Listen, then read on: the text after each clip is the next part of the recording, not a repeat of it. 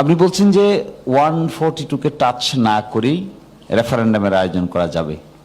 তো আমরা যে জুলাই সনদের মধ্যে সংবিধানের প্রস্তাবনায় কিছু পরিবর্তনের কথা বলছি, তো সেটা কি জুলাই সনদের অন্তর্ভুক্ত হলে সেখানে 142 টাচ হয়ে যাচ্ছে না?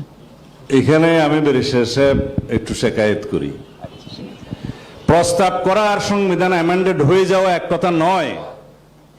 তো সুতরাং যেহেতু আমরা প্রস্তাব করছি, কনস্টিটিউশন অ্যামেন্ডমেন্ট করে ফেলছি না, ভবিষ্যতে করব, এই জন্য 142 এখানে দরকার। তখন এক্সট্রা আর্গুমেন্ট হবে যে হোয়াট ইউ আর সেইং, আপনি যেটা ডাইরেক্টলি বলতে পাচ্ছেন না, এটা ইনডাইরেক্টলি বলছেন আর কি।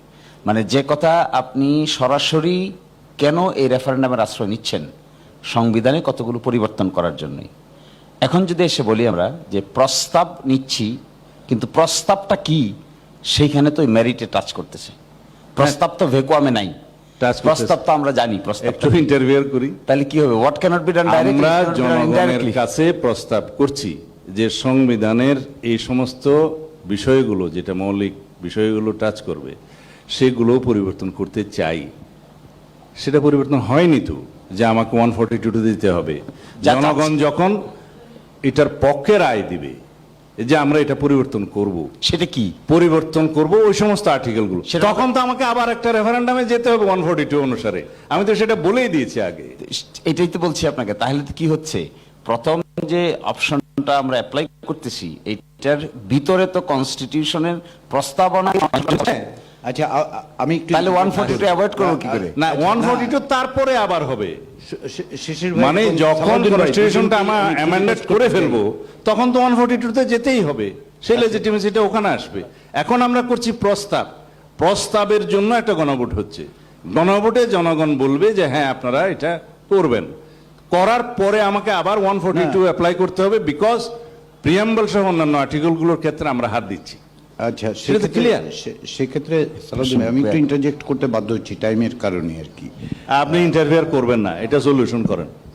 কি এই বিষয় সলিউশন তো আমি একা করতে না, না, এই যে জন্য আর কি একটু স্পেয়ার করেন। আর কোনো কোয়েশ্চেন আছে? এই প্রশ্নটা কিন্তু একবার উঠবে যে যে জিনিস আপনি ডাইরেক্টলি করতে পারেন না, সেই জিনিস আপনি ইনডাইরেক্টলি করার চেষ্টা করছেন। আমি আমরা যতই বলবো চাচ্ছি, করে ফেলেছি এবং করব, এই প্রশ্নটা হচ্ছে মেইন।